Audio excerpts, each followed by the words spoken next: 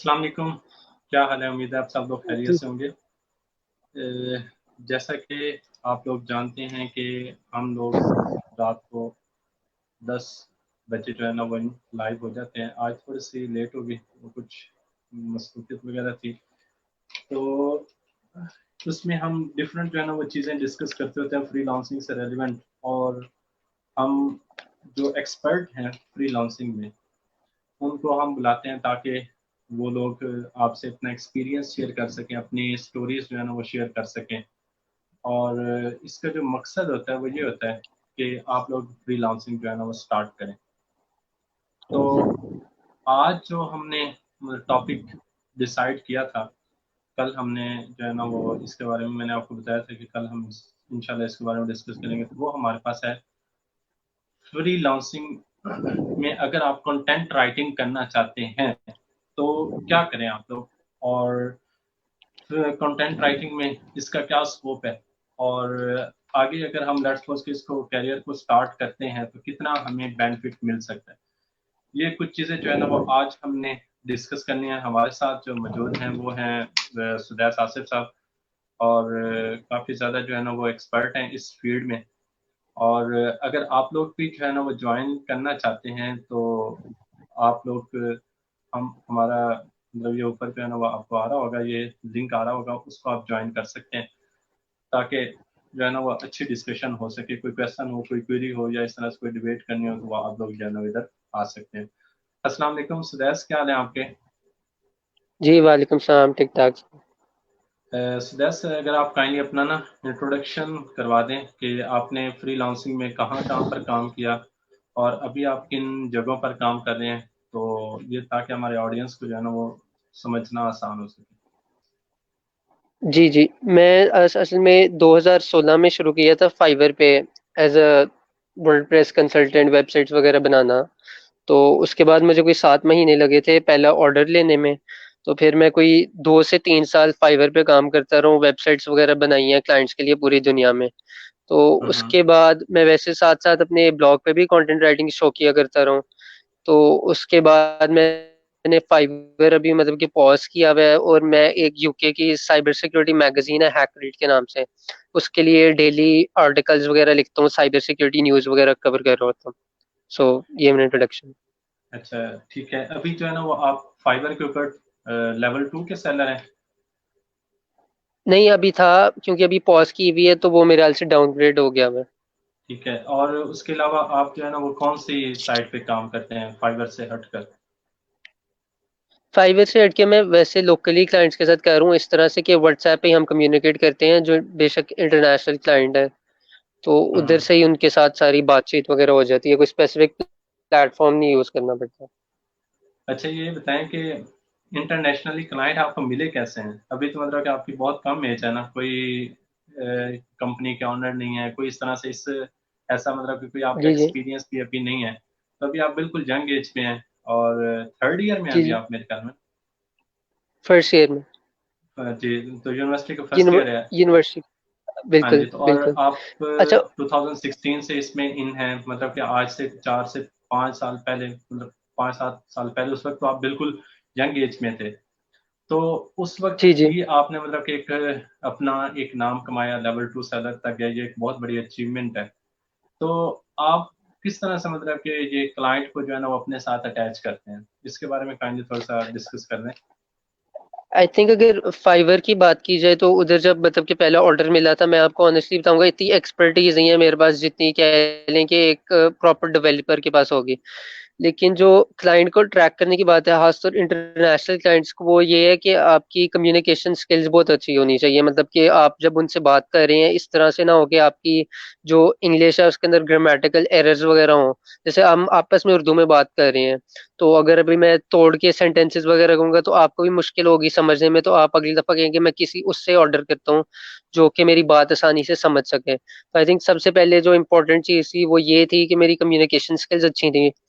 और उसके अलावा मैं कह लें कि जो चीज़ मैं कर सकता था वही मैं ऑफर करता था, कुछ उसके ऊपर नहीं ऑफर करता था।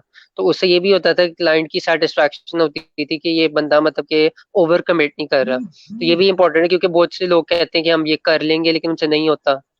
تو تو یہ آپ کے انٹرنیشنلی میں مطلب ہوگی. کہنے کا مقصد یہ ہے کہ آپ کسی ایک فیلڈ کو لے لیں اور اس فیلڈ میں اپنے آپ کو ایکسپرٹ کر لیں. یعنی بے شک وہ کنٹینٹ رائٹنگ ہے، ڈیٹا رائٹنگ ہے، بلاگر ہے، کس میں بھی آپ ایکسپرٹ ہیں نا، ان کو آپ ایک جی جی. دفعہ سیکھیں اور پھر اسی کے اوپر جو ہے نا وہ لگ جائیں. ایسے ہی ہے نا؟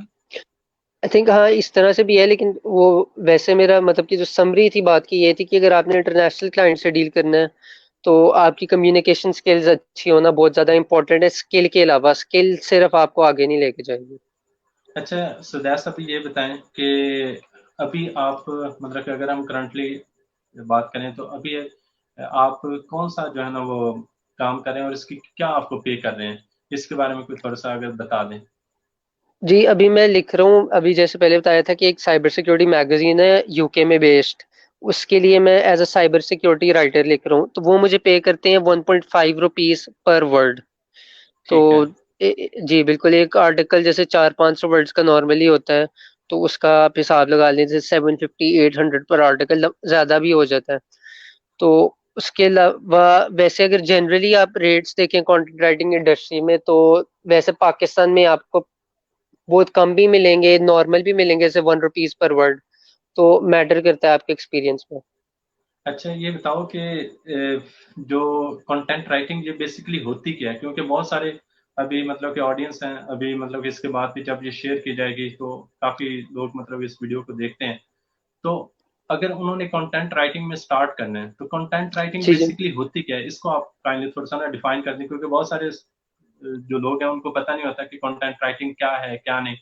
ان چیزوں کو جو ہے نا وہ کیسے لے کر چلا جائے، اور کنٹینٹ رائٹنگ بیسیکلی ہے کیا کیا چیزیں آپ کے پاس ہونا چاہیے. جی. کانٹینٹ رائٹنگ بیسیکلی یہی ہے کہ آپ نے کسی بھی چیز کے بارے میں کوئی بھی آپ کو اگر ٹاپک ملا ہے اس کے بارے میں آپ نے لکھنا ہے. اب لازمی نہیں ہے کہ اس چیز کے اندر آپ ایکسپرٹ ہوں. فار ایگزامپل اگر مجھے کہا جا رہا ہے کہ ایک کوئی کہہ لیں رینسم ویئر اٹیک ہوا ہے، اس کے اوپر میں انالیسس لکھوں بیٹھ کے، لازمی نہیں میں ہوں اس کے اندر ایکسپرٹ ہوں. کنٹینٹ رائٹنگ بیسیکلی آپ اس طرح سے سمجھ لیں کہ مجھے ایک نیا ٹاپک آپ نے کوئی بھی دے دیا، اس کے بارے میں نے پہلے کبھی سنا بھی نہیں ہے. ایز اے کنٹینٹ ٹھیک ہے. رائٹر میری اتنی ابیلٹی ہونی چاہیے کہ میں 1 گھنٹے کے اندر اگر اس آرٹیکل کو پڑھوں اور اپنے الفاظ میں اسے آپ کو آپ کے اپنے ریڈرز تک پہنچا سکوں ایک نئے پرسپیکٹو سے. تو اس کے اندر یہ ہے کہ اس میں آپ کو رائٹنگ اسکلز چاہیے، لیکن لازمی نہیں ہے آپ کسی چیز میں ایکسپرٹ ہو. اگر آپ ایکسپرٹ ہیں تو آپ کو اور ورتھ مل جاتی ہے، مطلب کہ انڈسٹری ایکسپرٹ ظاہر سی بات ہے کسی چیز میں لکھ رہا ہے تو اسے اس کے لیے اور پیسے مل جاتے ہیں، لیکن یہ چیز لازمی نہیں ہے. تو یہ مطلب کہ سارے جتنے بھی ویورز ہیں ان کو چیز دماغ میں رکھنی چاہیے. اچھا اس میں ایک اور چیز بھی ہے نا کہ لیٹس سپوز کہ جو ہے نا وہ اگر ہم ایک نارمل کمپنی کی بات کریں، جی جی اگر ہم جہاں پر ایک نارمل ایک کمپنی کی بات کریں تو اب وہاں پر کیا ہوتا ہے کہ جی جی ایک سمپل ہمارے پاس لیٹس سپوز کہ میں ایگزامپل دوں تو ایک کمپنی ہے وہ اباؤٹ اس اسٹیٹمنٹ لکھوانا پڑتی جاتی ہے، یا اس طرح سے ایک اکیڈمی ہے، مطلب کہ ہم انٹرنیشنل لیول پہ نہیں جاتے، ایک سمپل چھوٹا سا جو ہے نا وہ چیزوں کو سوچتے ہیں. تو اب وہاں پر اگر ہم دیکھیں ٹھیک تو ہے. کمپنی ایک ویب سائٹ ہے یا اس طرح سے کوئی ایک جو ہے نا وہ اکیڈمی ہے، وہ چیزیں جو ہے نا وہ جی اپنی جی سیل کرنا چاہتی ہیں. ٹھیک ہے. اب ان کے لیے ان کو چیزیں لکھوانا پڑیں گی، جیسے لیٹس سپوز کہ یہ ویڈیو بھی چل رہی ہے تو اس کے پیچھے بھی کنٹینٹ لکھا ہوا ہے، یعنی اوپر میں نے ایک جی لائن میں لکھی سمجھ ہوئی ہے، یہ بھی ایک میں کنٹینٹ سمجھ رائٹنگ میں ہی آئے گا نا. جی بالکل. یہ بھی رائٹنگ میں اصل میں یہ بھی رائٹنگ کی ایک سب کیٹیگری میں آ جاتا ہے جسے کہتے ہیں کاپی رائٹنگ، یا کہہ لیں پروڈکٹ، جس میں آ جاتا ہے کہ آپ کسی پروڈکٹ کی ڈسکرپشن لکھ رہے ہیں یا کوئی ویب سائٹ ہے اس کے اباؤٹ اس پیج یا کانٹیکٹ اس پیج لکھ رہے ہیں اس طریقے سے کہ ریڈرز کے لیے انٹرسٹنگ ہو. تو وہ بھی کہہ لیں اگر آپ اچھے رائٹر ہیں تو وہ بھی آپ کو ساتھ ساتھ اسکل آ جاتی ہے. تو فار ایگزامپل اگر مجھے کوئی اپروچ کرتا ہے ابھی کہ میری کمپنی کی ویب سائٹ ہے، آپ اس کے لیے مجھے کانٹینٹ لکھ دیں تاکہ ریڈرز کو اچھا لگے صحیح گرامیٹیکلی ایکوریٹ کر کے، تو وہ بھی کیونکہ مجھے کانٹینٹ رائٹنگ آتی ہے، وہ ساری اسکلز آتی ہے، میں آٹومیٹکلی وہ چیز کر سکوں گا. تو آپ نے ایک چیز میں نے مطلب کہ آپ نے یا میں نے کسی ایک چیز میں اپنے آپ کو کنفائن نہیں کر لینا کہ میں نے صرف آرٹیکل ہی لکھنے ہیں.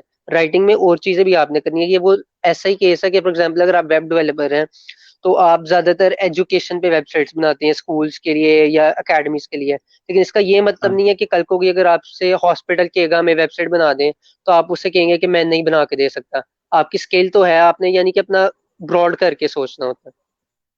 اچھا اس میں ایک اور چیز میں پوچھنا چاہوں گا کہ اگر لیٹس سپوز کہ جو ہے جی نا ایک ابھی بالکل زیرو لیول پہ ہے تو وہ کس طرح سے جی جی کنٹینٹ رائٹنگ سٹارٹ کرے, کس چیز کا جو ہے نا وہ اپنے مائنڈ میں رکھے کہ یہ چیز جی مطلب کبھی بہت سارے آڈینس ہیں اور یہ جب یہ اسٹریم ہونے لگی تو اس سے پہلے بھی مجھ سے ایک تو اسٹوڈنٹ نے پوچھا تھا کہ سر مجھے ابھی الف بے بھی نہیں پتا اگر اس کمپیوٹر کا, تو میں کیسے اسٹارٹ جی کروں, جی. مجھے کوئی ٹیکنیکل چیزیں کا نہیں آئیڈیا. اچھا اچھا, اس میں دو چیزیں. ایک تو آپ کا پہلا سوال تھا کہ اگر کسی کو پتہ ہی نہیں ہے کہ رائٹنگ مطلب کہ کس طرح سے کرنی ہے, یا اس سے پہلے ایکسپیرینس نہیں ہے کوئی لکھنے کا, تو اس کا میں اپنا ہی بتا دوں گا کہ آپ سب سے پہلے ایک تو یہ کریں, اپنا اپنا خود کا بلاگ بنا لیں. اب اس کے لیے لازمی نہیں ہے کہ آپ اپنا ڈومین خریدیں, آپ کے پاس کتنی فری یہ بلاگنگ سروسز ہے, blogger.com ہے, wordpress.com ہے, ادھر جا کے اپنا بلاگ بنا کے روز کا روز کچھ لکھ لیا کریں. اس سے یہ ہوگا کہ آپ جتنا لکھیں گے نا, آپ اتنا سیکھیں گے, آپ کی اتنی ووکیبلری اچھی ہوگی, اتنا اسٹیبلش ہوں گے. ٹھیک ہے, ایک یہ چیز ہے. دوسری یہ کہ اس کے علاوہ بھی آپ کے پاس اتنی ویب سائٹس آ جاتی ہیں جیسے کیور ہے, ادھر لوگ نالج شیئر وغیرہ کر رہے ہوتے ہیں, تو ادھر جا کے آپ کنٹریبیوٹ کریں, لوگوں سے اپنی رائٹنگ پہ فیڈ بیک لیں, کیونکہ ادھر کمیونٹی ایک بنی ہوتی ہے, تو لوگ آپ کو بتاتے ہیں آپ کی رائٹنگ کے اندر یہ غلطی ہے, وہ غلطی ہے. پھر اس کے علاوہ جو بیسٹ چیز ہے نا, میں کہوں گا کہ کس طرح سے آپ بڑی ویب سائٹس میں اپنی انٹری مار سکتے ہیں, وہ اگر آپ دیکھیں پرو پاکستانی کی ایگزامپل لے لیں, اس کا آپ کو بھی پتا ہوگا, پاکستان میں ہے ایک مطلب کہ پریمیم کہہ رہے ہیں بلاگنگ سائٹ ہے پاکستان کی, ٹیک جوس کے علاوہ. تو ان کی ایک ہوتی ہے پرو بلاگز, کیا کہتے ہیں ان کا ماڈیول ہے, اس میں وہ رائٹرز کو سبمٹ کرنے دیتے ہیں اپنی گیسٹ پوسٹ فری کے لیے. مطلب کہ وہ کوئی ایز اے رائٹر کانٹریکٹ نہیں آپ کے ساتھ کر رہے, بس یہ ہے کہ میں گیسٹ پوسٹ سبمٹ کر رہا ہوں, اگر ان کو اچھی لگے تو وہ پوسٹ کر دیں گے. اب میں نے شروع میں جب سٹارٹ کیا تھا, پرو پاکستان پہ مجھے اس طرح سے شوق تھا, تو میں نے 2-3 ان کے لیے اس طرح سے پوسٹ لکھی تھی. جب میں نے پوسٹ لکھی, پبلش ہوئی, تو میں نے ایک دن دیکھا کہ پرو پاکستانی نے ایڈ لگایا ہوا تھا کہ ان کو ایک رائٹر کی ضرورت ہے. تو تب میں نے ان کے ایڈیٹر کو اپروچ کیا, تو اس نے کہا ہاں میں نے آپ کی رائٹنگ جو ہے پبلش دیکھی تھی اپنی ویب سائٹ پہ, تو لہٰذا میں دیکھی بھی آپ کی رائٹنگ, تو اسے میرا پہلے سے پتا لگ گیا. اگر میں کوئی رینڈم بندہ ہوتا تو اسے ہوتا کہ پتا نہیں لکھ پائے گا ہی نہیں, اس کا ایکسپیرینس کیا ہے. تو اس طرح سے مجھے پرو پاکستانی کے لیے پیڈ لکھنے کا موقع بھی مل گیا 1-2 مہینے کے لیے. تو یہی چیز میں کہوں گا کہ کبھی کبھی آپ کو فری بھی لکھنا پڑتا ہے, اور فری اسی طرح سے کہ کتنی ویب سائٹس ہیں وہ گیسٹ پوسٹ ایکسیپٹ کرتی ہیں. دنیا نیوز کا بلاگ ہے ایک اسپیشل, وہ گیسٹ پوسٹ ایکسیپٹ کرتی ہیں, جیسے پرو پاکستانی ہے. اور مینگو باز پڑھ لو, ویسے رپلائی وغیرہ نہیں کرتے, لیکن اس طرح کی آپ دیکھیں لوکل اپنی جو بلاگنگ ویب سائٹس ہیں, اور ادھر آپ بے شک اپنی گیسٹ پوسٹ وغیرہ کریں اپنا ایکسپیرینس گین کرنے کے لیے. ایک دفعہ جب آپ یہ کر لیں, آپ کے پاس کوئی پیڈ اپرچونیٹی آئے گی, تو آپ ان کو بتائیں گے کہ یہ دیکھیں ان ساری ویب سائٹس میں نے اپنی چیزیں پبلش کی ہوئی ہیں, تو وہ امپریس بھی ہوں گے کہ اتنی ریپیوٹیبل ویب سائٹس پہ کی ہوئی ہے, اور آپ کا کام بھی بن جائے گا. ٹھیک ہے. اچھا اور اس میں یعنی اگر لیٹس سپوز کہ جو ہے نا مجھے ایک ٹاپک دیا جاتا ہے, جیسے ابھی آپ کو سائبر سیکیورٹی کا دیا گیا, تو سائبر سیکیورٹی کے لحاظ سے آپ کو جی بھی جی. کوئی آئیڈیا نہیں ہے, تو آپ پھر کیسے اس کو ہینڈل کرتے ہیں؟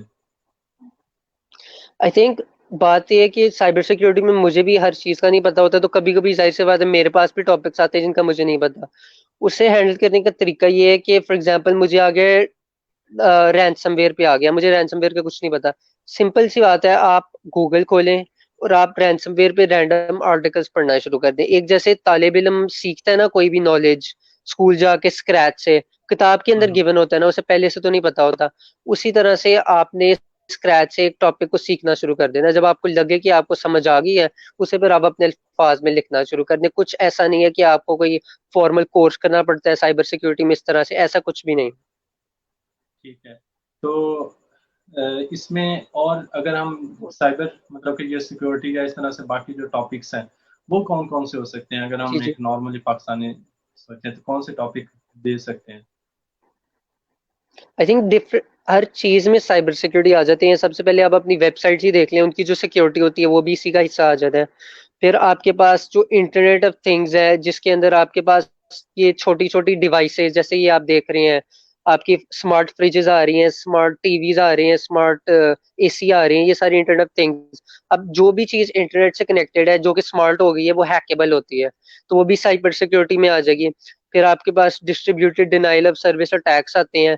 تو بہت ساری قسمیں, ہر چیز کے اندر کہہ لیں سائبر سیکورٹی ہے. جو چیز انٹرنیٹ سے کنیکٹ ہو سکتی ہے وہ سائبر سیکورٹی سے ریلیٹڈ ہے کسی نہ کسی طرح سے. سائبر سیکیورٹی سے ہٹ کر کون سے ٹاپک ہو سکتے ہیں اس کے اندر آئی تھنک کنٹینٹ رائٹنگ میں؟ ہر چیز، ہاں ہر چیز کنٹینٹ رائٹنگ میں ہو سکتی ہے. جو جو کہہ لیں آپ کو باہر بزنس نظر آتا ہے نا، اگر آپ کو ایک باربر کی دکان نظر آتی ہے، ایک ریسٹورینٹ نظر آتا ہے، ایک آپ کو سپر مارکیٹ نظر آتی ہے، ہر ایک پہ آپ کی کنٹینٹ رائٹنگ ہو سکتی ہے. کیونکہ میٹرو کی جیسے اگزامپل لے لیں، میٹرو جیسی اگر کمپنی ہے اس کا اپنا بلاگ بھی ہوگا. اب اس بلاگ پہ جو لوگ لکھ رہے ہیں پوسٹ وغیرہ، وہ کنٹینٹ رائٹنگ ہی کر رہے ہیں. اگر کوئی باربر ہے جیسے ٹونین گائے ہے، ان کا اپنا اگر بلاگ ہے تو وہ بھی ظاہر سی بات ہے رائٹرز کو ہائر کر کے لکھوا رہے ہیں نا. تو ہر نیش کے اندر آپ کے پاس کنٹینٹ رائٹنگ ہے. اچھا، یہاں پر میں نا ایک آڈینس کو جو ہے نا وہ چیز شیئر کرنا چاہوں گا کہ جو بھی بزنس ہے، جیسے لیٹس سپوز کہ اکیڈمی ہے، ایک کمپنی ہے، ایک شاپ ہے، یا اسی طرح سے کوئی جو ہے نا وہ بڑی آرگنائزیشن ہے، این جی او ہے، کوئی بھی ایک جو ہے نا وہ ہاسپٹل ہے، اسکول ہے، کسی بھی ایک ادارے کی اگر ہم بات کریں، تو وہاں پر جو ہے نا وہ کیا ہوتا ہے کہ ان کو اپنے پروڈکٹ کو یا اپنی چیزوں کو آگے پبلش کرنے کے لیے ڈفرینٹ کانٹینٹس چاہیے ہوتا ہے. کانٹینٹ سے کیا مراد ہے کہ جیسے لیٹس سپوز کہ جو ہے نا وہ میں نے ابھی ویڈیو بنانی ہے نا، تو ویڈیو بنانے کے لیے اوپر جو ایک لائن لکھی ہوئی، یہ بھی ایک کانٹینٹ میں ہی آتی ہے. اسی طرح سے اگر لیٹس سپوز کہ ایک اکیڈمی ہے، اس نے اپنا بروشر بنانا ہے، تو بروشر کے اوپر وہ جو لکھا ہوتا ہے وہ بھی ایک کانٹینٹ رائٹنگ میں ہی آتا ہے. اسی طرح سے اگر ہم لیٹس سپوز کی ایک بات کریں ایک کمپنی کی اباؤٹ اس، مشن اسٹیٹمنٹ، یا اسی طرح سے اگر اس نے بینر بنانے ہیں، تو اس کے لیے بھی وہ جو چیزیں لکھی ہوتی ہیں نا، اس کو ہم کیا بولتے ہیں، یہ کنٹینٹ رائٹنگ ہی بولتے ہیں. ٹھیک ہے. تو اٹ مینس کہ جو ہے نا وہ آپ اپنے سراؤنڈنگ میں جو بھی ایک بزنس دیکھتے ہیں جن کی ویب سائٹ ہیں، یا جنہوں نے بروشرز وغیرہ ڈیزائن کروانے ہوتے ہیں، تو وہ پھر کنٹینٹ رائٹر کو ہی جو ہے نا وہ ساتھ میں انکلوڈ کرواتے ہیں. تو آئی تھنک جو ایک میرے خیال کے مطابق اگر کوئی ایک شخص جو ہے نا وہ جس کو کوئی ابھی نالج نہیں ہے، مطلب کہ ٹیکنیکل چیزوں کا، جیسے ویب سائٹ ڈیولپمنٹ ہو گیا، گرافک ڈیزائننگ ہو گیا، یا اس طرح سے باقی چیزوں کا بھی نالج نہیں ہے، تو اگر وہ فری لانسنگ کی طرف آنا چاہتا ہے، تو کنٹینٹ رائٹنگ ایک بہتر جو ہے نا وہ فیلڈ ہے، بیسٹ فیلڈ ہے. کیوں سدیش بھائی؟ جی بالکل، آپ کی اپنی امپروومنٹ بھی ہوتی رہتی ہے انٹلیکچولی، کیونکہ لکھائی ہر چیز کے اندر امپورٹنٹ ہے، ظاہر سی بات ہے. اور ساتھ میں یہ بھی ہے کہ آپ ساتھ ساتھ ارن بھی کر رہے ہیں. اور اس میں جو ہے نا وہ اگر ہم منتھلی ایک ایوریج بات کریں، تو کنٹینٹ رائٹنگ جسٹ ہم اگر کرتے ہیں، کسی اور فیلڈ میں نہیں جاتے، تو اس میں کتنا کم ارن کر سکتے ہیں اگر ہم فری لانسنگ کی ہی بات کریں، مطلب فائور، اپ ورک، گرو، یا اس طرح سے یہ جو دیکھیے 3 4 ویب سائٹ ہے. وہ بالکل، وہ دیکھیں وہ اسی طرح سے جیسے آپ کی اپنی فیلڈ میں ہوتا ہے ویب ڈیولپرز والی بات. اگر آپ کتنا کام لے رہے ہیں اور آپ کی ایکسپرٹیز کیا ہے. کچھ لوگ ہیں جو وہ ریگولرلی کام کرتے ہیں سارا دن، تو وہ 4 5 اگر آرٹیکل دن میں لکھ رہے ہیں تو ظاہر سی بات ہے وہ اچھا سا کما لیں گے. میں بھی جیسے لکھتا ہوں ایک آرٹیکل پر دن لکھتا ہوں، اور وہ میں نے آپ کو جیسے بتایا 400 500 ورڈز کا ہوتا ہے جو کہ چھوٹا آرٹیکل ہے. تو اس کے اندر منتھلی 10 سے 11,000 بن جاتا ہے. اگر میں مطلب کہ پڑھائی نہ کر رہا ہوں، دن میں 3 آرٹیکل اس طرح سے لکھوں، تو وہ 30 40 thousand پہ چلا جائے گا. اور اس کے علاوہ بھی پھر بندہ ایکسپیرینس جیسے جاتا ہے تو اس کے ریٹس بھی بڑھتے جاتے ہیں. اور اس کے علاوہ اگر آپ پروفیشنل طرف پہ چلے جائیں، جیسے کوئی ڈان کے لیے اگر لکھتا ہے تو وہ 8 to 12 rupees per word charge کرتے ہیں. تو دیکھ لیں اگر کسی کا ایکسپرٹیز اتنا چلا گیا کہ وہ ڈان کے لیے لکھ رہے ہیں، تو 8 to 12 روپیز پر ورڈ کا جب آپ حساب لگائیں تو اچھی خاصی آپ کی ایک اماؤنٹ بن جاتی ہے پر منتھ. تو میرے خیال سے ویریبل فیکٹرز ہیں، کوئی ایک ایگزیکٹ سم نہیں ہے. اٹ مینس کہ جو ہے نا وہ اس میں 2 چیزیں ہونی چاہیے. ایک تو یہ کہ آپ کی ہارڈ ورکنگ، اور دوسری جو چیز ہے وہ یہ ہے کہ آپ اس میں کتنا جو ہے نا ایکسپرٹ ہوتے ہیں. جتنا آپ جی بھی ایکسپرٹ بالکل. ہوتے جائیں گے، ایوریج اگر ہم بات کریں تو 5 روپیز پر ورڈ آپ کو مل جاتے ہیں. تو نہیں جتنے نہیں آپ فائیو، آرٹیکل، نہیں نہیں 5 روپیز نہیں، نارمل بھی 1 روپیز پر ورڈ ہوتا ہے، یا اس سے کم بھی ہوتے ہیں 0.5 0.7. اور زیادہ سے زیادہ تو پھر وہ ڈیپینڈ کرتا ہے آپ کا کیا ایکسپرٹیز ہے. ٹھیک ہے، مطلب ابھی جیسے $8 to $10 آپ 8 to 10 روپیز آپ کہہ رہے تھے نا پر ورڈ کے، وہ دوسرے وہ ہاں وہ ڈون. ڈان وغیرہ کے لیے ہاں بالکل، لیکن ان کا رائٹرز وہ ظاہر سی بات ہے ایکسپرٹ ہوتے ہیں اپنے فیلڈز کے اندر، تو مطلب کہ الگ نارملی ایکسپرٹیز. ایوریج ہم یہی 4 5 روپیز مطلب کہ اس طرح سے کہہ سکتے ہیں، اس طرح سے. 4 5 روپیز آئی تھنک انٹرنیشنلی شاید ہو، لیکن پاکستان میں بہت مشکل ہے انلیس آپ بہت ٹاپ پہ ہیں. ایسے. اچھا، اس میں ایک اور چیز میں مطلب کہ نا آپ سے مطلب ڈسکس کرنا چاہوں گا کہ کنٹینٹ رائٹنگ کو دونوں سائڈ پہ کرنا چاہیے انٹرنیشنل یا نیشنل, یا صرف انٹرنیشنل ہی کرنا چاہیے, کس سائڈ پہ کام کرنا چاہیے, اور آئی تھنک فائیور اپ ورک کون سی ویب سائٹ کے اوپر کرنا چاہیے؟ آئی تھنک دونوں انٹرنیشنل لوکل کریں, جہاں بھی آپ کو اچھے کلائنٹس ملیں. بس یہ میک شیور کریں کہ آپ کے ساتھ کوئی فراڈ وغیرہ نہ کرے. مطلب کہ بہت سے رائڈر ہوتے ہیں, بہت سے امپلائرز ہوتے ہیں, وہ کہتے ہیں کہ ہمیں سیمپل لکھ کے بھیجیں یا کوئی سیکیورٹی ڈپازٹ ہمارے ساتھ پہلے کروائیں. تو ایز لانگ ایز آپ فراڈ وغیرہ میں نہیں جا رہے, آپ کو اگر کوئی اچھا لوکل کلائنٹ مل رہا ہے جو کہ اچھا آپ کو اچھی طرح پے کر رہا ہے, تو لوکل کلائنٹ کے لیے بھی کریں, انٹرنیشنل کے لیے بھی کریں. ڈسکریمنیٹ کرنے کی ضرورت نہیں ہے. بس یہ ہوتا ہے کہ ایک اسٹیریو ٹائپ ہے کہ پاکستانی جو ہائر کرتے ہیں وہ بہت برا پیش آتے ہیں, لیکن آئی تھنک وہ سارے نہیں ہوتے, کچھ برے ہوتے ہیں اور ان کو آپ نے دیکھنا ہوتا ہے. اور آپ کا دوسرا سوال کیا تھا سر؟ دوسرا سوال یہ تھا کہ کون سی ویب سائٹس ایسی ہیں جن کے اوپر کنٹینٹ رائٹنگ کی جا سکتی ہے؟ اچھا, رائٹ, ویسے تو ہر ایک پہ کی جا سکتی ہے. فائیور, اپر کو ہو گیا, فری لانسر ہو گیا, پھر آپ کے پاس 99, نہیں گرو بھی ہے. guru.com بیسیکلی ایکسپرٹس کے لیے ہوتا ہے فیلڈ کے اندر, لیکن سٹارٹرز کے لیے میرے خیال سے فری لانسر ڈاٹ کام اور فائیور اچھا رہے گا رائٹنگ کے اندر. ٹھیک ہے. اچھا, اس میں ایک اور چیز کہ آپ نے ابھی فائبر سے ہٹ کر کون سی ویب سائٹ کے اوپر کام کیا؟ ایک تو فائبر کے اوپر کام کیا نا. جی, میں نے ابھی جیسے جو آرڈر لیے ہیں نا وہ فائبر پہ لیے ہیں. اس کے علاوہ میں نے جیسے آپ کو بتایا میں فری لانسنگ پلیٹ فارمس پہ نہیں کر رہا, میں لوکلی کلائنٹس وغیرہ کے ساتھ ڈیل کر رہا ہوں. تو فائبر کے علاوہ میں نے کوئی اتنی سائٹ یوز نہیں کی. فیس بک سے ہاں, مطلب کہ اس طرح سے ہوتا ہے کہ ریکمینڈ کروں گا اپنے ویورس کو بھی کہ فیس بک میں بہت سارے فری لانسنگ گروپس ہیں جہاں پہ لوگ اپنی جابس وغیرہ پوسٹ کرتے ہیں کہ مجھے یہ چاہیے کام, یہ چاہیے کام. تو ادھر سے بھی آپ کام ڈھونڈ سکتے ہیں. لازمی نہیں ہے کہ آپ نے صرف یہ فری لانسنگ سائٹس تک ہی محدود ہونا ہے. اور اس کے علاوہ I think Pakistani free lancing sites بھی بننا شروع ہو گئی ہیں جو پاکستانی اسپیسیفک ہیں, تو ادھر بھی ٹرائی کر کے دیکھ لیں جہاں سے بھی آپ کو کلائنٹس مل جائیں. اچھا, اس میں اگر ہم فیس بک میں کون کون سے گروپ پاپولر ہیں کنٹینٹ رائٹنگ کے لیے, تاکہ آڈینس اگر بعد میں اس کو اپروچ کرنا چاہیں تو ایزیلی کر سکیں؟ آئی تھنک ایک ہے فری لانس کانٹینٹ رائٹرس کے نام سے, ایک ہے پاکستانی کانٹینٹ رائٹرس کے نام سے, اور ایک ہے پاکستانی فری لانسرز. یہ 3-4 گروپ ہیں. وہ آپ جب سرچ کریں گے تو وہ آپ نمبر آف ممبرس دیکھیں گے نا, ہزاروں میں ہوں گے. تو وہ آپ کو خود سمجھ آ جائے گی کہ کون سے پاپولر ہے, اور جو سب سے پاپولر ہوتے ہیں ظاہر سی بات ہے ان میں زیادہ پوسٹ ہوتی ہیں اور زیادہ جابس بھی ادھر ہی آتی ہیں. تو وہ خود ہی سمجھ آ جائے گی جب کوئی سرچ کرے گا. اچھا, اس میں ایک اور چیز میں ایڈ کرنا چاہوں گا کہ ہمارے پاس, ہم فیس بک کو جسٹ ایک یوز کرتے ہیں کہ پوسٹ دیکھی اور جو ہے نا وہ سیلفی کھینچ کر لگا دی. اس سے ہٹ کر ہم اسے پروفیشنل پرپز کے لیے بھی یوز کر سکتے ہیں. تو اس کے لیے جو ہے نا وہ یہ میں ایک ایگزامپل دیتا ہوں. ابھی میں لائیو آپ کو ایگزامپل دیتا ہوں. میں اسکرین ایک شیئر کرنے لگا ہوں. اچھا, یہ میرے پاس نا ایک گروپ کو اوپن کیا ہوا ہے میں نے فیس بک کے اوپر. اب یہ دیکھیے گا, میں ادھر لکھتا ہوں پاکستان فری لانسرز.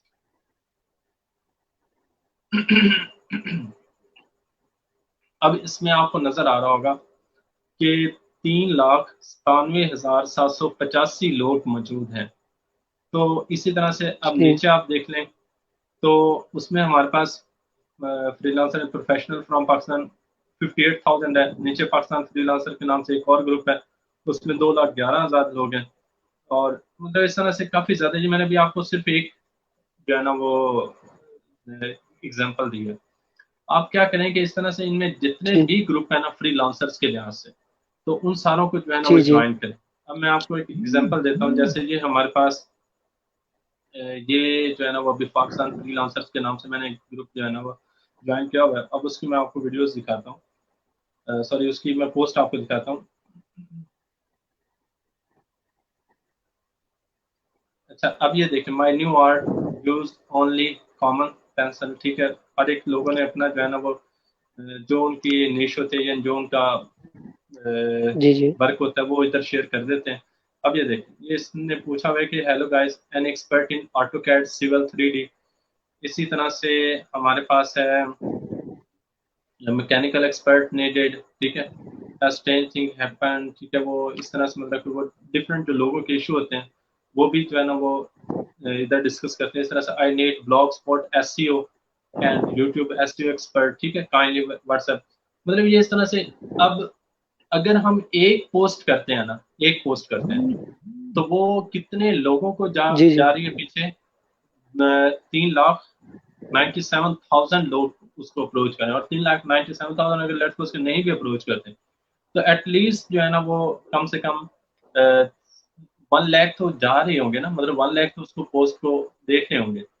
تو اٹ مینس کہ جی یہ جی کافی زیادہ یوزفل ہے، اور اس کو جو ہے نا وہ لازمی جو ہے نا وہ کرنا چاہیے. اور وہ جو واٹس ایپ گروپ ہیں، جس طرح سے جو ہمارے سوشل میڈیا جو باقی گروپس ہیں ان کو جو ہے نا وہ جوائن کریں، اور ادھر اپنا کنٹینٹ رائٹنگ یا اس طرح سے فری لانسنگ کے لحاظ سے جو بھی ایکسپیرینس ہے وہ ادھر جو ہے نا وہ شیئر کریں. تو جب آپ اس طرح سے شیئر کرتے ہیں تو آپ کو ایک وقت میں جو ہے نا وہ ملٹیپل لوگوں تک آپ کا جو میسج ہے وہ پہنچ جاتا ہے. تو اس طرح سے جو ہے نا وہ ہم جی فری لانسنگ جو ہے نا وہ اس طرح سے اپنے جو کیریئر ہے اس کو اور زیادہ بیٹر بنا سکتے ہیں. اچھا، اس میں بالکل. سدیس جو ہے نا وہ ایک اور چیز جو مطلب کہ لاسٹ میں پھر ایک دفعہ کہ اگر کوئی ایک شخص جو ہے نا وہ بالکل زیرو لیول پہ ہے، اور 1-2 منٹ میں آپ اس کو نا ڈسکرائب کر دیجیے گا، بالکل زیرو لیول پہ ہے، کوئی اس کے پاس اسکل نہیں ہے، کوئی ایکسپرٹیز نہیں ہے، اور وہ جو ہے نا وہ اسٹارٹ کرنا چاہتا ہے تو وہ کہاں سے اسٹارٹ کرے، اور اس کو پہلے سب سے پہلے کیا کام کرنا چاہیے، پورٹ فولیو بنانا چاہیے، کیا آپ جو ہے نا وہ ریکمینڈ کریں گے. تو یہ جسٹ ہم ابھی آج کنٹینٹ رائٹنگ کی بات کریں، ابھی اس کے اندر بہت زیادہ چیزیں آتی ہیں. میں آپ کو بھی یہ سدیس آپ ڈسکس کر لیتے ہیں، اس کے بعد میں آپ کو باقی چیزیں بتاتا ہوں. جی سدیس. جی میرے خیال سے سر آپ کو کوئی بھی جیسے نارمل جاب ہے، آپ کو سب سے پہلے تو ظاہر سی بات ہے کوئی اسکل سیکھنی پڑے گی جو کہ آپ لوگوں کو آفر کر سکیں. لیکن مطلب کہ اس کے اندر بہت سی ایزی چیزیں بھی آ جاتی ہیں، جیسے آپ کے اگر ڈیٹا انٹری آ جاتی ہے تو اگر کوئی کچھ بھی نہیں جانتا تو ڈیٹا انٹری سے سٹارٹ کر لے، مطلب کہ مائکروسافٹ ورڈ یوز کرنا سیکھ لے. چھوٹی ٹھیک جاب ہے لیکن اس سے سٹارٹ کرے گا تو تھوڑا سا تو پروگرس ہوگا. پھر آہستہ آہستہ اپنی ساتھ ساتھ اسکلز یا کوئی کورس لے لے آن لائن. آپ دیکھیں گے کہ آپ کے پاس coursera.com ہے، پھر آپ کے پاس اس طرح کی یوٹیوب پہ اتنے ٹیوٹورلز وغیرہ ہیں، تو آپ گھر بیٹھ کے کافی اسکل سیکھ سکتے ہیں. لازمی نہیں آپ کہیں اکیڈمی وغیرہ جائیں. تو اگر کوئی جاننا چاہتا ہے، کچھ آفر کرنا چاہتے ہیں تو تھوڑی سی محنت کر کے کچھ پہلے سیکھیں اور پھر لوگوں کو باہر جا کے آفر کریں. ٹھیک ہے. اچھا، اس میں میں 3-4 چیزیں جو ہے نا وہ ایڈ کر دوں گا. اس جی جی مطلب کہ پوری جو ہے نا وہ ڈسکشن کو اگر ہم وائنڈ اپ کریں تو وہ جی ہمارے جی پاس کیا ہے کہ فری لانسنگ کو اگر ہم کنٹینٹ رائٹنگ کے طور پر سٹارٹ کرنا چاہتے ہیں تو وہ ہر ایک شخص کر سکتا ہے. جیسے ٹائپنگ، مطلب کہ بیسکلی ایک ٹائپنگ ہے نا، تو ٹائپنگ ہم کر سکتے ہیں، ہر ایک شخص جو ہے نا وہ کر سکتے ہیں. بس جو مسئلہ اور جو ایشو آتا ہے وہ یہ ہے کہ ہم اس ٹاپک سے ریلیونٹ ڈیٹا کہاں سے کلیکٹ کریں. تو وہ اس ٹاپک سے ریلیونٹ جو ڈیٹا ہے وہ آپ کو گوگل، یوٹیوب اور اس طرح سے یہ آج کل سب سے بڑے استاد ہیں جو اس کووڈ-19 سچویشن میں ہمارے لیے ایک بہترین گائیڈر کے طور پر کام کر سکتے ہیں. تو ہم وہاں سے ڈیٹا کلیکٹ کر کے اور اس میں کچھ چیننگ کر کے ہم ان کو سٹارٹ کر سکتے ہیں. جس طرح سے ابھی سدیس نے تقریباً 5 to 10 ویب سائٹس بتائی ہیں. سدیس یہ نا ساری جو ویب سائٹس ہیں نا یہ آپ کمنٹ میں نا ادھر مینشن کر دیجیے گا، تو وہاں پر نا مطلب تاکہ جو یوزر ہیں وہ بعد میں پھر ایزیلی اس کو اپروچ کر سکے. اچھا، تو اب کون سی تو وہاں پر آپ، گیسٹ پوسٹ والی ہاں جی یہ نیچے نا مطلب کہ ادھر آپ نا کمنٹس میں نا جو ویب سائٹ آپ نے بتائی ہے نا کہ جہاں پر آپ ابھی اپنے کنٹینٹس کو پبلش کریں تاکہ انٹرنیشنل جو کلائنٹ ہے وہ اپروچ کریں. اچھا، یہ میں آپ کو لوکلی بتا رہا ہوں، ٹھیک ہے. اس کے علاوہ جو انٹرنیشنلی یا اس طرح سے فری لانسنگ کیریئر کے لحاظ سے دیکھیں تو اس میں واٹس ایپ اور فیس بک جو گروپ ہیں اور وہاں پر اس طرح سے اپنے کریں، ٹھیک ہے. اس کے ساتھ ساتھ فائور، اپ work, free lancer, guru.com، collegerecruiter.com، 99designs.com، یہ ویب سائٹ ہے جن کے اوپر آپ اپنا وہاں پر اپنا کنٹینٹ جو ہے نا وہ شیئر کریں اور وہاں پر اپنے جو ہے نا وہ پروفائل بنائیں. اور اس کی میں آپ کو ایک چھوٹی سی ایک ایگزامپل دیتا ہوں اور آپ لوگ جو ہے نا وہ کافی زیادہ چیزیں کا آپ کو آئیڈیا ہو جائے گا. وہ یہ کہ ہر بزنس مین، آپ کو ایک باربر کی شاپ نظر آتی ہے، آپ کو ایک اکیڈمی نظر آتی ہے، آپ کو انسٹیٹیوٹ نظر آتا ہے، آپ کو آرگنائزیشن نظر آتی ہے، آپ کو جو بھی ارد گرد جو ہے نا وہ چیزیں نظر آتی ہیں نا ان ساروں کو کنٹینٹ رائٹنگ کی ضرورت ہوتی ہے، چاہے بے شک تھوڑے لیول پہ ہو چاہے بے شک زیادہ لیول پہ ہو. تو اب ہم پاکستان سے ہٹ کر اگر امریکہ کی بات کریں، یو کے کی بات کریں، یو ایس اے کی بات کریں، یا اس طرح سے جرمنی، اٹلی، باقی جو چیزیں، باقی جو کنٹریز ہیں، تو ان میں تو مطلب کہ لاکھوں کے لحاظ سے شاپس ہیں نا. تو وہاں پر وہ پھر کیا کرتے ہیں کہ اپنے چیزوں کو کنٹینٹ رائٹنگ کے لحاظ سے پاکستانی کو ڈھونڈتے ہیں.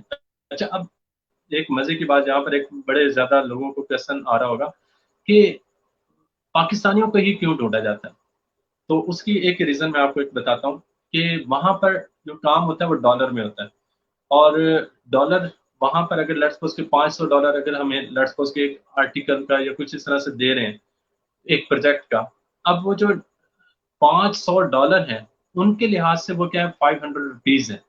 لیکن ہمارے لحاظ سے وہ کیا ہے، وہ 75,000، مطلب اتنا ہمارے لیے بنتا ہے. تو ون ٹو ون سچویشن ہے دونوں کے لیے، ادھر سے بھی ان کو بھی بینیفٹ ہے اور ہمیں بھی جو ہے نا وہ بینیفٹ ملتا ہے کہ جو ہے نا وہ ہم کنٹینٹ رائٹنگ کو اسٹارٹ کر سکتے. اور کنٹینٹ رائٹنگ آئی تھنک وہ فیلڈ ہے جس کے اندر کوئی ہمیں مطلب ایکسپرٹیز نہیں چاہیے ہوتی، ٹیکنیکل کوئی نالج نہیں چاہیے ہوتا. جسٹ آپ اس کو جو ہے نا وہ اسٹارٹ کریں اور ٹاپک کے اوپر لکھنا اسٹارٹ کریں، آپ کی رائٹنگ بھی بہتر ہو جائے گی. مطلب کہ آپ چیزوں کو اچھی طرح سے مینیج کر سکتے ہیں، پیسہ بھی اس کے ذریعے ارن کر سکتے ہیں. اچھا، اس میں لاسٹ آپ جو سیگمنٹ ہوتا ہے وہ تھوڑا سا کوشچن آنسر کا ہوتا ہے. تو اگر کوئی کوشچن آنسر کرنا چاہتا ہے تو وہ کائنڈلی جو ہے نا وہ کوشچن آنسر کر سکتا ہے، ورنہ پھر اس کو جو ہے نا وہ ہم کلوز کرتے ہیں. اور یہ اسٹریم اوپر آ رہی ہے، وہاں پر آپ لنک جو ہے نا وہ شیئر کیا ہوا ہے، تو وہاں سے جو ہے نا وہ آپ اس کو جو ہے نا جوائن کر سکتے ہیں.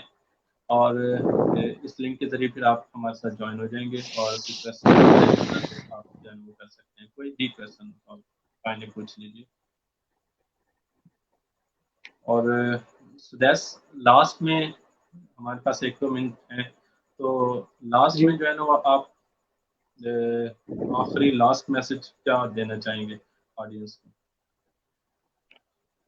آئی تھنک کہ تھوڑے سے مطلب کہ صبر سے اپروچ کریں. ہو سکتا ہے کہ اچانک نہ آرڈر آئے، لیکن اتنے مین ٹائم میں جو آپ کے پاس فری ٹائم ہے کچھ نہیں کر رہے تو اس کے اندر اپنی اسکل ساتھ ساتھ آپ ڈیولپ کر سکتے ہیں. اور لازمی نہیں ہے کہ آپ کو آرڈر آئیں تو آپ کو ایکسپیرینس ملے گا. ایک ایکسپیرینس آپ خود بھی لے سکتے ہیں. اگر کوئی آپ کو ویب سائٹ بنانے کو نہیں کہہ رہا تو آپ اپنی ویب سائٹ بنا لیں، کسی گھر والے کی بنا لیں، کسی دوست کی بنا لیں. کوئی آرٹیکل لکھنے کو نہیں کہہ رہا تو آپ اپنے لیے آرٹیکل کسی چیز پہ لکھ لیں. تو یہی ہے کہ اپنا فری ٹائم اچھی طرح سے یوٹیلائز کریں جب تک آپ کو کوئی بزنس نہیں مل رہا. اور ساتھ میں جو ہے نا وہ آپ لوگ اپنا بلاگ اسٹارٹ کر دیں. بلاگ جو ہے نا وہ بیسیکلی جی میں جی. آپ کو ایک چھوٹا سا چیزیں ایڈ کر دیتا ہوں اس کے اندر، کہ بلاگ کے اندر آپ کو اگر لیٹس سپوز کہ ہم دیکھیں کہ ہمیں کوئی باقاعدہ طور کے اوپر اس کے اوپر کوئی ہمیں ہوسٹنگ لینا پڑے گی یا اس طرح سے، نہیں، ایسا کچھ بھی نہیں ہے. بہت ساری ایسی ویب جی سائٹ جی. ہیں جو کہ ہمیں hosting free of cost provide کر دیتے ہیں، ڈومین بھی فری آف کاسٹ پرووائڈ کر دیتی ہیں. جسٹ اگر ہم جو ہے نا وہ کرنے والے بنے تو ہمارے لیے کافی زیادہ کام ہے. اور یوٹیوب جو ہے نا وہ چینل ہمارا ہے، مسلم ریاض کے نام سے میرا چینل ہے. تو وہاں پر بھی جا کر جو ہے نا وہ آپ لوگ اپنا ایکسپیرینس وغیرہ شیئر کریں. ادھر ویڈیوز کافی زیادہ ڈیٹیل کے ساتھ پڑی ہوئی ہیں. تو انشاءاللہ جو ہے نا وہ اللہ نے چاہا تو ہم اس کو آگے مزید کنٹینیو کرتے رہیں گے. اور اس میں آپ لوگوں کی جو پارٹیسپیشن ہے اٹ از ویری امپورٹنٹ. اور جتنا ہم اس کو جو ہے نا وہ میکسیمم آگے شیئر کریں. کل ہم انشاءاللہ ایک نیو ٹاپک کے ساتھ جو ہے نا وہ ڈسکس کریں. کل سدیس آپ ہی میرے خیال میں آ جاؤ، اور نہ کل ہم ڈسکس کر لیتے ہیں ڈیٹا انٹری کو. کیا ہے؟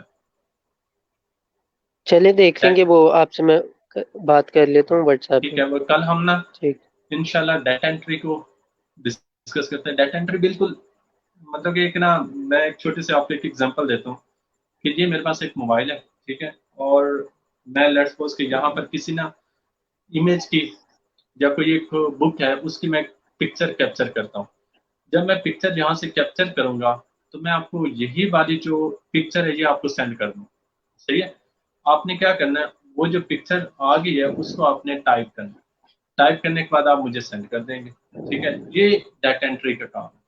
اور اسی طرح سے اس کو کاپی رائٹنگ بھی بولتے ہیں. ٹھیک ہے، اسی طرح سے ہمارے پاس جو ڈفرینٹ ویب سائٹ ہیں جیسے دراز ہو گیا اور آؤٹ فٹرز ہو گیا، وہاں پر پروڈکٹس کی انٹری کے لیے کام ہوتے ہیں. ٹھیک ہے، پروڈکٹس پر پروڈکٹ آپ کو پے کرتے ہیں. تو یعنی کام کرنے بہت سے ہیں. مزید جو ہے نا وہ اگر کسی کا کوئی کویشچن ہو کنفیوژن ہو تو وہ ان باکس کر سکتا ہے. بہت شکریہ. Thank you Sudais again. کل انشاءاللہ ہم ڈیٹا نہیں کوئی انٹری مسئلہ کام نہیں. کریں گے جو کہ ہر ایک شخص جو ہے نا وہ کر سکتا ہے. ٹھیک ہو گیا ٹھیک ہے آج کے لیے. انشاءاللہ. پھر اتنا ہی. Thank you. بہت شکریہ. اور تھینک یو جی. اسی اللہ طرح سے حافظ. اس کو جو ہے نا وہ آگے جو ہے نا کنٹینیو کرتے ہیں. بس مقصد صرف ایک ہی ہے کہ وہ آپ لوگ اپنا شیئر کریں, اپنے جو ہے نا وہ نالج کو شیئر کریں اور فری لانسنگ کو اسٹارٹ کریں. بہت شکریہ. Thank you. ٹھیک. اوکے جی. اللہ حافظ. اللہ